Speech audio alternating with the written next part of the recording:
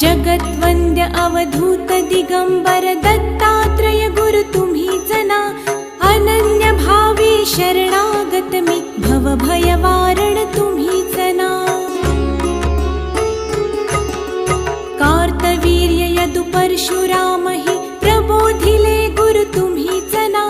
स्वामी जनार्दन एकनाथ तरी कृतार्थ केले तुम्हीच ना। नवनारायण सनाथ करुणी पंथ निर्मिला तुम्हीच ना। मच्छिंद्रादि जति प्रवृत्त केले जन उद्धारा तुम्हीच ना।